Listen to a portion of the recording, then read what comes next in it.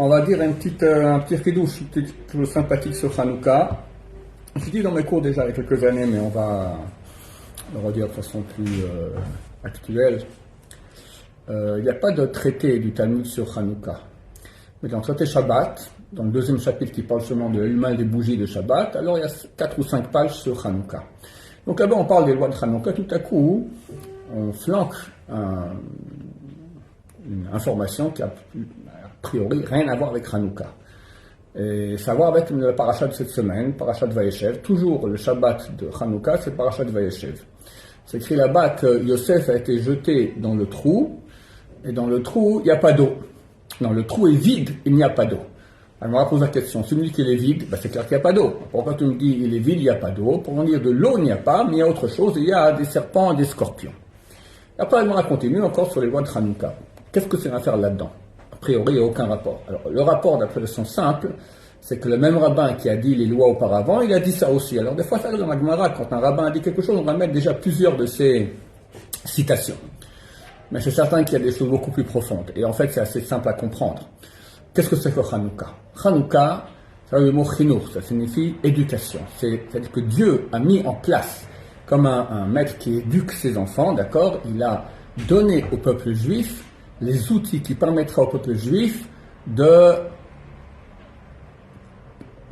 continuer à survivre dans l'exil. Durant l'exil, on a dû être confronté à des puissances. Chaque génération, quelqu'un vient et veut anéantir le peuple d'Israël, soit au niveau physique, au niveau spirituel, nous empêcher de pratiquer la Torah. Et c'était le cas avec les Grecs. Et Dieu nous a donné la force, les moyens, notamment la loi orale, la Torah orale qui a commencé à cette époque-là, la Mishnah, la Gemara, de donner moyen de pouvoir vaincre toutes les puissances qui voulaient à la fin du peuple d'Israël. C'est pour ça d'ailleurs qu'on allume cette bougie en début de nuit. La nuit, ça correspond à l'exil. Jusqu'au matin, le matin, c'est la Géoula, c'est la venue du Messie que nous attendons très très prochainement. En début de la nuit, donc, c'était l'époque de Hanouka, il y a 2200 ans. Là, on allume les bougies pour nous dire, voilà, ça c'est le moyen que le peuple d'Israël va continuer à illuminer en plein dans l'obscurité. Où est le rapport avec Yosef? C'est très clair. Yosef est jeté dans le trou. Le trou, c'est l'exil. Et après, il part en Égypte, d'accord? C'est lui le prototype du juif qui pourra survivre pendant l'exil. D'ailleurs, c'est écrit que Yaakov, son père, aimait beaucoup Yosef. Pourquoi? C'est marqué Zivikunim, il lui ressemblait. Alors, il y a plusieurs explications qui ont été données, mais une d'elles, c'est qu'il lui a enseigné tout ce qu'il a appris dans l'Yeshiva de Shem Ve'ever. On sait que Yaakov, avant de partir chez Lavan, son oncle, après beau-père, est allé 14 ans étudier dans la Yeshiva de Shem Ve'ever. Et tout ce qu'il a appris là-bas, il l'a enseigné à son fils Yosef. On pose la question, mais Yaakov aussi a appris chez son père, Yitzhak, son grand-père, Abraham. Pourquoi il n'a pas enseigné la Torah d'Abraham à son fils Yosef que la Torah de Shem Ve'ever? Alors, on dit la chose suivante, c'est qu'Abraham, lui, il avait une Torah d'expansion. Il a fait 40 000 balais de Tchouva, 40 000 personnes, il a convaincu de connaître le Dieu d'Israël. Il allait et annonçait le nom de Dieu dans le monde entier pour ramener beaucoup de gens à pratiquer la Torah. Shem Ve'ever, c'était avant. Shem était le fils de Noé, et Ever était le petit-fils de Shem. Donc, eux ne vivaient pas une époque où ils allaient et propageaient la Torah dans le monde. Au contraire, ils vivaient parmi des grands mécréants et essayaient de tenir le coup pour pas tomber dans le panneau, arriver à ne pas être influencés par les influences négatives extérieures. Et c'est ça exactement, cette Torah-là, et précisément que cette Torah que Yaakov enseigne à son fils Yosef, parce que Yosef est celui qui devra descendre en Égypte et arriver à vivre là-bas 22 ans, jusqu'à ce qu'il est reconnu en tant que fils de Yaakov, etc., arriver à vivre là-bas en tant que juif, ne pas être influencé, il n'avait que 17 ans quand il arrive en Égypte, ne pas être influencé par toutes les épreuves terribles qu'il a dû endurer là-bas, ça c'est la Torah de Shem Ve'ever. Et donc c'est le prototype du peuple juif en exil, c'est Hanouka, d'accord? Donc c'est pour ça qu'il y a un rapport dans ce texte de la Gemara qui parle de Hanouka, on parle de Yosef qui est jeté dans le trou. Il y en a qui disent que la bougie de Hanouka, elle doit être, donc la halakha dit qu'il ne faut pas qu'elle soit plus haute que 20 amas, 20 coudées. Ça correspond à 9,60 m. Une coudée, c'est 48 cm. Fois 20, ça nous fait 9,60 m. Il ne faut pas que la lumière de la bougie soit plus de 9,60 m de hauteur. Donc si on allume par exemple à la fenêtre, il ne faut pas qu'elle soit plus haut que 9,60 m que la chaussée. Sinon, ça ne sert plus à rien. Pourquoi? Parce qu'on ne voit pas très bien.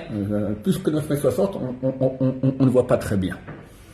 C'est que ce 9,60 m. Il y a quelqu'un qui est petit, il ne verra pas, mais quelqu'un qui est plus grand, il verra. D'accord, c'est 9,60 m précisément. Il y avait un rabbin qui s'appelle Rabbi Yirmiya. Il vivait environ il y a 1800 ans à Tibériade, il est enterré là-bas, d'accord. On peut aller prier sur sa tombe. C'est un très très grand Amora, un très grand rabbin de la Gemara. Et lui, dans la Gemara, il pose la question à 2-3 endroits dans le Talmud, il pose la question pourquoi lorsque les sages d'Israël ont donné une quantité, on va dire par exemple un mikvé, c'est 40 CA, ok, s'il manque un tout petit peu, il est plus valable. Ok, c'est pas si grave, il manque quelques centilitres, de ça tu fais une affaire. Ou pour toutes les mesures, il y a beaucoup de mesures dans la Torah, pourquoi est-ce qu'on est tellement précis? Alors Rabbi Zera, son rab, lui a dit, écoute, pose pas des questions comme ça. Les sages d'Israël ont tranché, c'est comme ça. Moins ça va pas, la bonne quantité, ça va. Alors lui-même, Rabbi Yirmiya, une fois, il a posé une question. C'est marqué que lorsqu'il y a un oisillon qu'on trouve dans la rue. Alors, est-ce qu'il appartient à la personne qui la trouve, ou bien ça appartient peut-être à quelqu'un qui a, pas trop loin d'ici, un nid d'oisillon. Alors on regarde, s'il y a plus de 50 coudées entre le nid d'oisillon et l'oisillon, alors l'oisillon appartient à celui qui l'a trouvé. Parce que 50 coudées, c'est trop. Un oisillon ne va pas marcher 50 coudées. Donc forcément, il ne vient pas de ce nid. S'il est dans les 50 coudées du nid, alors il appartient au propriétaire du nid. Alors Rabbi Yirmiya pose la question. Il dit, qu'est-ce qui se passe si maintenant l'oisillon, il a une patte plus que 50 coudées et une patte dans les 50 coudées? Pour cette question, Rabbi Yirmiya a été mis dehors du Beth Midrash. Ils l'ont foutu dehors, d'accord? Qu'est-ce que pose des questions de malade, d'accord? Un oisillon, il a une patte ici, une patte ici. Bon, pour vous dire que là aussi, une question qui se pose. Tu me dis maintenant 9,60 m. Ok, 9,59 m, ça va pas? Et 9,60 m, ça va? Et qui c'est qui est le plus grand ou le plus petit? C'est quand même bizarre. D'autant plus que, comment c'est écrit dans la Gemara? C'est pas écrit que plus de 9,60 m, on ne voit pas. C'est marqué En Shlita Ta'ain. Il n'y a pas la Shlita, la maîtrise de l'œil. Bon, en bon français, ça veut dire on ne voit pas. Mais c'est bizarre un peu cette façon de parler. Il n'y a pas la maîtrise de l'œil. De quel œil tu parles? La maîtrise de qui? De quoi on parle? On voit pas bien, c'est pas clair. Plus que 9,60 m. C'est quoi? Il n'y a pas la maîtrise de l'œil. Ah, chers amis, il y a ici un chidouche extraordinaire, extraordinaire. On a jeté Yosef dans le trou. Et on va apprendre que ce trou faisait 20 coudées. De là, on apprend la hauteur autorisée pour la bougie de Hanouka. 20 coudées.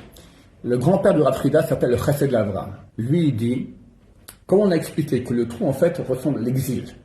Et il a dit que la profondeur de l'exil, c'est 20 coudées. Ça ne veut rien dire. C'est pour la profondeur de l'exil, c'est 20 coudées. Qu'est-ce que ça veut dire, ça? Un exil, c'est une durée. C'est pas une profondeur. Alors, Baruch Hashem, j'ai pensé qu'on pouvait traduire cela en durée. Comment? Parce que une coudée, c'est une amma. Attention, on fait une permutation des 3 lettres du mot amma, on peut dire le mot mea. Mea, c'est 100. 20 fois 100. 2000 ans. 2000 ans d'exil. Voici la profondeur de l'exil. 2000 ans. Combien de temps on devra allumer la bougie de Hanouka? Tant qu'il y aura Shlita Ta'ain, la maîtrise de l'œil. C'est qui l'œil? L'œil, c'est Esav. Esav Racha, le mécréant. Toutes les forces du mal. Il vient avec 400 hommes.